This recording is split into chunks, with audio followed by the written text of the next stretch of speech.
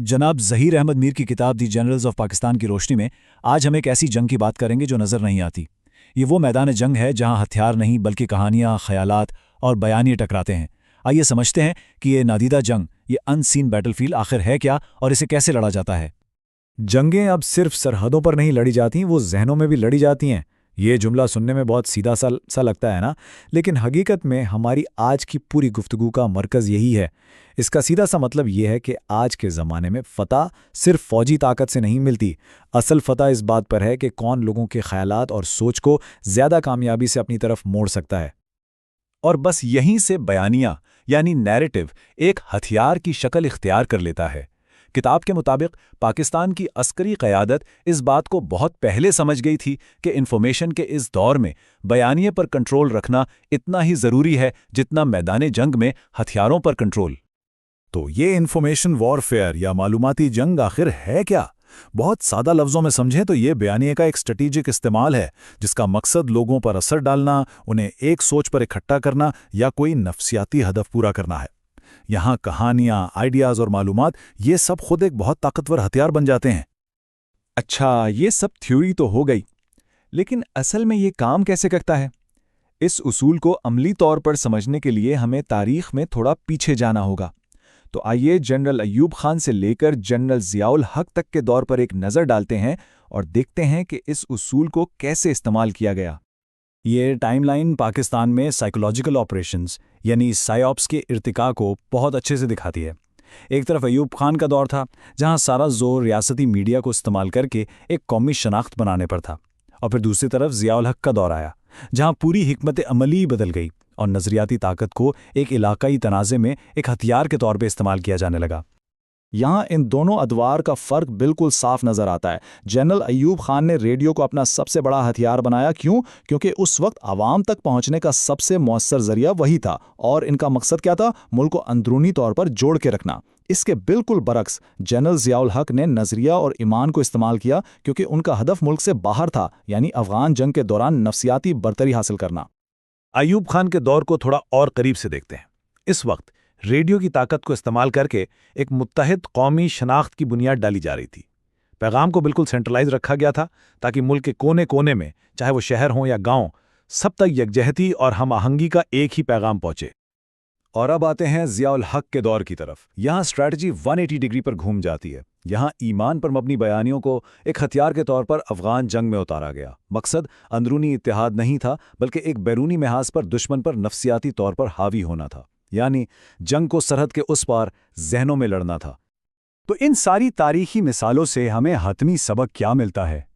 ये सब हमें ताकत की असल बुनियाद के बारे में क्या बताता है? आइए ज़रा इस नतीजे पर गौर करते हैं जो इन दोनों बिल्कुल मुख्तलिफ हिकमतें अमलियों से निकलता है। और वो सबक ये है कि ज़हनी ताकत ही असल में फ़ौजी ताकत की बुनियाद है। इसका मतलब यह है कि फ़ौज और हथियार अपनी जगह अहम है, लेकिन किसी भी कौम की असल ताकत उसके लोगों के हौसले, उनके इत्तेहाद और उनके नज़रियात की मजबूती में छुपी होती है। ज़हन की जंग जीते बगैर मैदान की जंग जीतना तकरीबन नामुमकिन है। और आखिर में एक सवाल जो आज के दौर में शायद सबसे अहम है। डिजिटल मालूमात के इस दौर में ये नादीदा मैदान जंग कैसे बदल चुका है?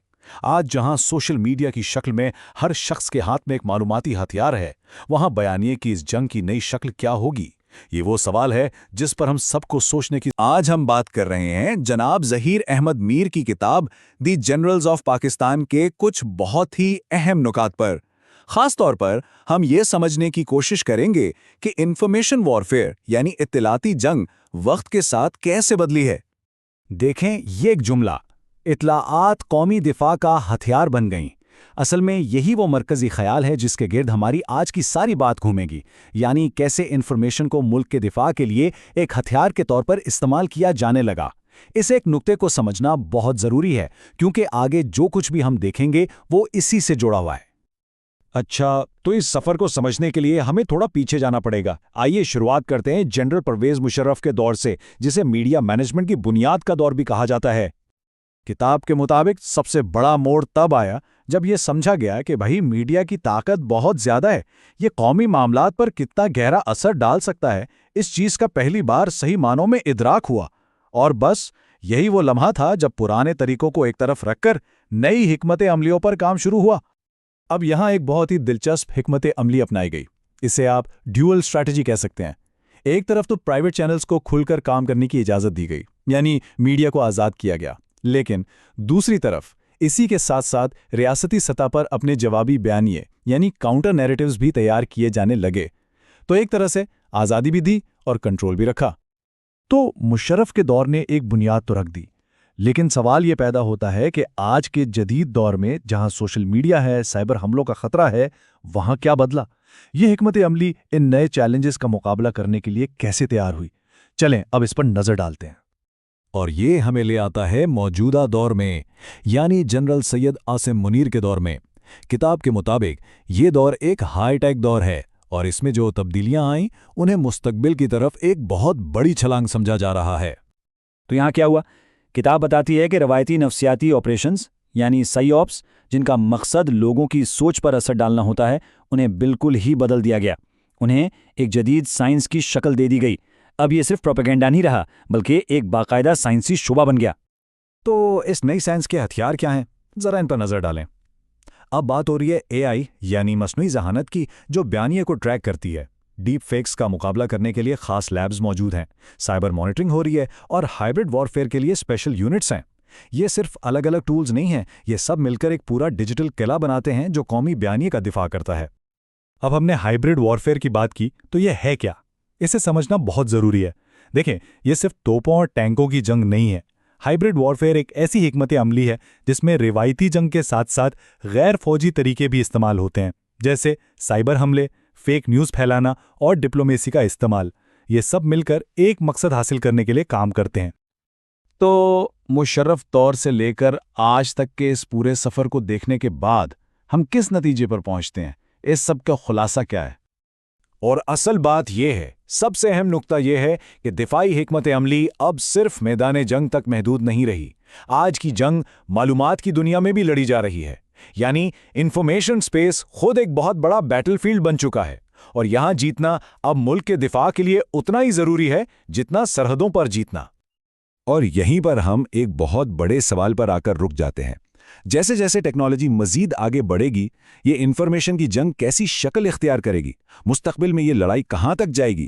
یہ وہ سوال ہے جو یہ تجزیہ ہمارے ذہن میں چھوڑ جاتا ہے. جنگ کا نام آتا ہے تو ذہن میں کیا آتا ہے؟